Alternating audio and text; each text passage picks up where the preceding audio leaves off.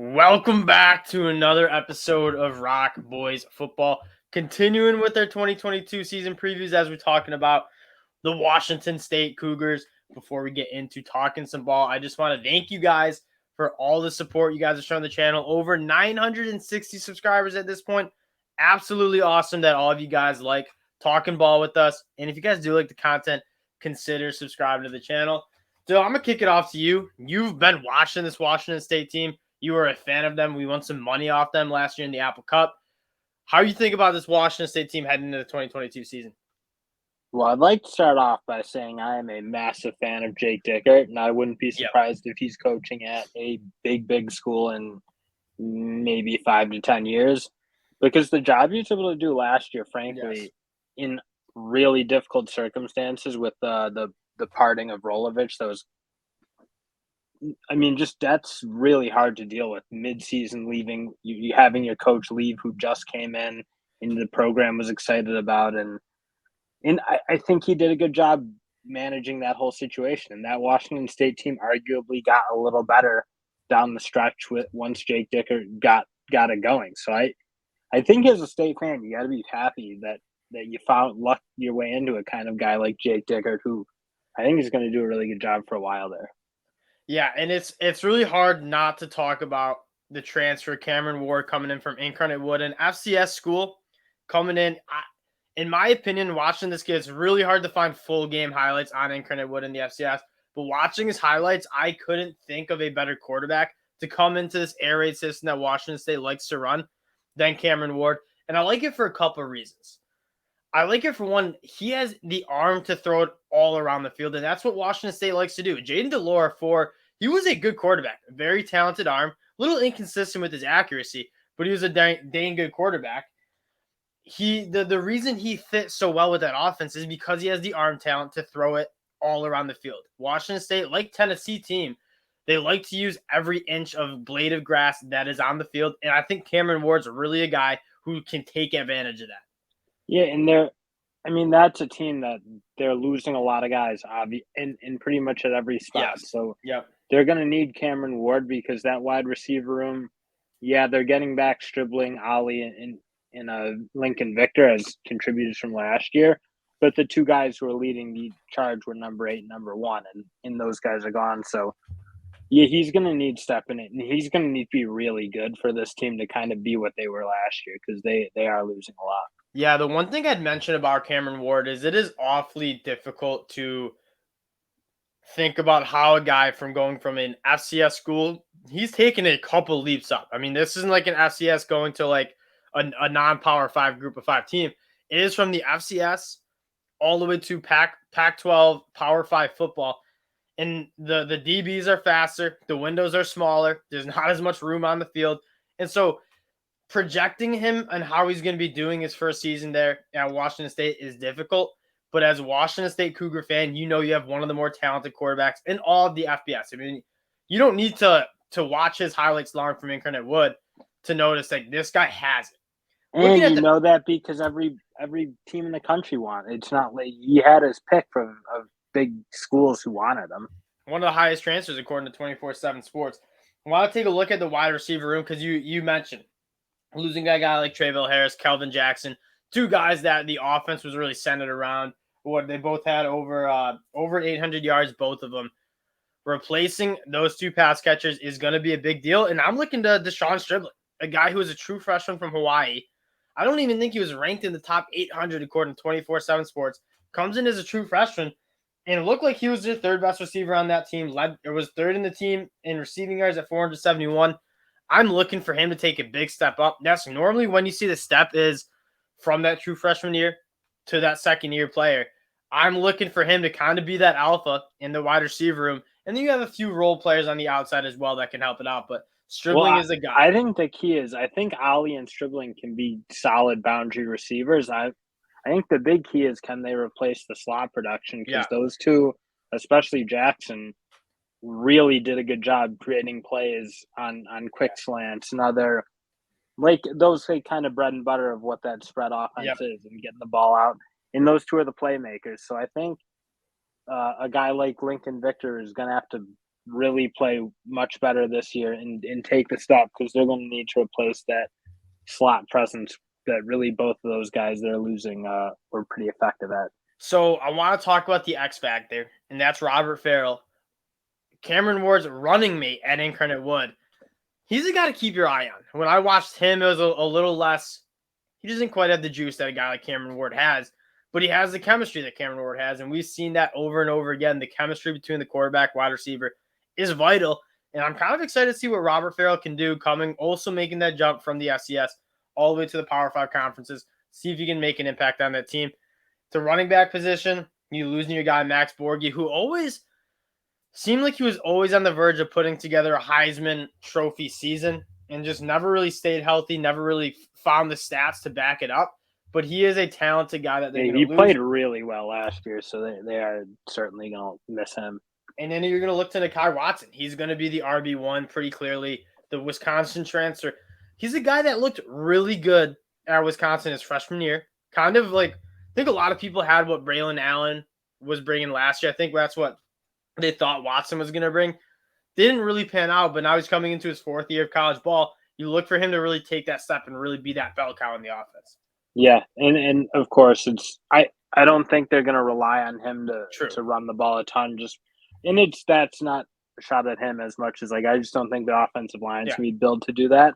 So I don't think he is a key cog in this offense. But every team, I don't care how much you want to pass it, you need a guy who can make plays. So they just need him to give him something like and I think they should be able to do what they want to do at least, because they're going to probably throw the ball 70 to 80% of the time.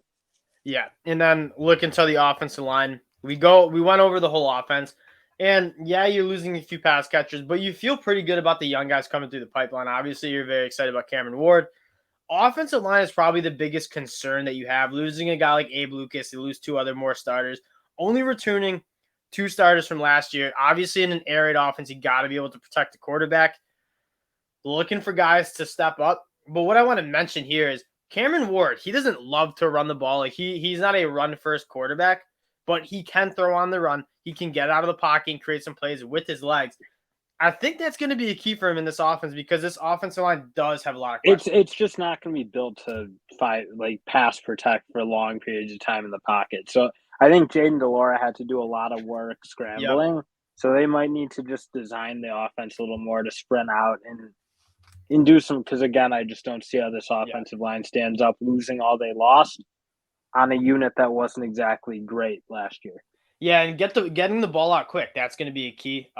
And that's one of the ways you can protect against an offensive line that I wouldn't say is really bad, but it definitely doesn't seem like it's going to be a blue chip, rock steady unit.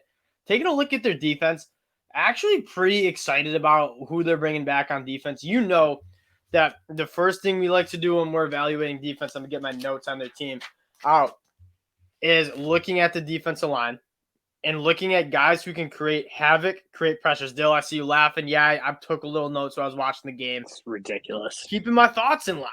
Anyways, 103rd in sacks last year. That's not really going to cut it. You look at a team like Georgia, we mentioned this a lot. They were able to kind of cover up a lot of parts of their defense with an elite pass rush. I think this defense can have a really, really good pass rush. According to Athlon Sports, Ron Stone's a first-team All-Pac-12 guy. Really liked what I saw about him, but also Brennan Jackson. I asked you to watch the defense a little. What is your vibe from that defensive line up front? That is a good unit. Those defensive ends are tall, they're big, they're long. I don't think they're elite athletic guys, but I think they're going to be guys who can collapse pockets and make it hard for quarterbacks to sit there and do what they want and play. I think they can play the run well with the size they have and their ability to shed blocks. So I think you kind of like where this defensive line's at. I think they're returning a guy like Amir Crowder who will give them good depth, had good moments last year, and we'll see. I think that this unit and Jake Dickert being a defensive guy, I think they can at least be a good solid defense. I mean, this defensive line, of course, I think can be a big part of it. And I think the secondary can play too. So yeah, what I'm gonna start with talking about a guy like Ron Stone, Brennan Jackson, is they are relentless. That's what I saw in the film. Yeah, you mentioned they're not like the best athletes. Are they going to be first on draft picks? Probably not. One of the most important skill sets you can have on the edge is being relentless, having an endless motor, and both those guys satisfy that. They're also bringing back a lot of their interior defense guys who are really good in the run. They're big, strong guys, strong at a point of attack, can get behind the line of scrimmage. The linebacker, that's probably the biggest question mark. You're losing your 2 leading tacklers. But you're filling it in with a couple really, really big transfers. His name, Dion Henley, coming over from Nevada. He's kind of a flyer. He'll fly all over the field. Almost had 100 tackles last year, coming over with the Nevada defensive coordinator. Then you look to a guy like Trayvon Brown, who I'm reading about. One of the highest recruits Washington State has brought in, a 4-star linebacker. Look for him to put it all together. And, sometimes it takes those linebackers a couple years to see the defense, be able to diagnose plays quickly. He's a guy that I'm really looking forward to kind of bringing the heat at the linebacker spot. Yeah, and that's the spot that they need to fill because they're losing most of the production there. Mm-hmm. I think they're keeping a fair amount of guys, honestly, throughout the defense with the linebacker spot, of course. It's just a bit of an unknown because you're relying on some new faces. Yeah, and in the secondary, a guy like Armani Marsh. He plays that Every nickel good role. defense needs a guy like a yeah. bigger nickel cornerback who can cover but also is fairly physical. I think that is very much Armani Marsh. I get big time Daxton Hill vibes. I don't think he's quite the athlete Dax Hill was at Michigan, but he does the same type of stuff. I mean, he's very, very good physical tackler in the box, but he's also really good in space, kind of getting out to the flat and making tackles in space. And then you get a guy like a transfer Jordan Lee, who also can play ball. He's also coming over with the defensive coordinator from Nevada. It should be a good unit. I think this team goes as far as Cameron Ward can take them on offense. If that offense can really put up some points, I think that defense will really hold up. Going to take a look like we normally do, and we're going to take a look at their schedule here. I was looking at it before the show. It's not an easy schedule. DraftKings has them at 5.5 wins, so kind of right around bowl eligibility. They start with Idaho. That should be a good win for Cameron Ward to kind of get his feet wet in the offense, see some live not Power 5, but FBS level football. And then you go on the road to Wisconsin. Not where you want a young quarterback or new quarterback because they're going to blitz. They're going to make it hard. Yeah, that's a tough game for them, I think, naturally. Every year. And you're going to deal with a physicality on offense that you just don't see in their conference. Yeah, and that's the thing when I'm watching that BYU game. Wisconsin likes to run the ball downhill. BYU likes to run the ball downhill. Washington State struggled a little bit with that physicality up front. But then you get a rebound game in Colorado State, which you should take care of them. It's at home before you get into that Pac-12 play. And here's the thing with them. You might not be able to beat an Oregon, a Utah, maybe even a USC team. But you got to take care of those mid-level Pac-12 games. California, Oregon State on the road, Stanford on the road, Arizona State at home, Arizona on the road, and then on the road at Washington to finish it out. The exciting part, the Apple Cup, is it's probably going to be 5-6 going into that game. That's probably fighting for bowl eligibility, fighting to cash our tickets on the over 5.5 wins on the road. That I'm already excited for that game. The Apple Cup's good. You don't respect the Apple Cup as much as I think it deserves because I probably don't. You're a hater, but it was a blast last year. Yes, it was, and it was a great game. Like that. That's like if Washington State plays like that, they look like they're going to be really tough this year because that looked like a very good football team. Ali played really well in that game, and he's a guy, of course, they need to step up and be big this year. So I'm excited. I don't know. I'm excited. I think Washington State's a way underrated program. I think people perceive them as like maybe closer to Arizona, which I don't do. I think they're in a much better place than the bottom of the Pac-12. I think they're right in the middle. And I think they're maybe looking to get closer to the good half, maybe you can say. Yeah, I think they're really good. They're a mid-tier Pac-12 team, but Washington State's a team that can strike lightning and kind of take over the Pac-12 for a couple of years. And if you're passionate about Jake Dickert and you're optimistic about what he can do in a couple of years, you could certainly see Washington State do that. So that'll do it for a Washington State 2022 season preview. Again, we appreciate you guys checking the video out. If you guys do like the content, consider subscribing to the channel. Appreciate you guys tuning in. Talk to y'all later. Peace.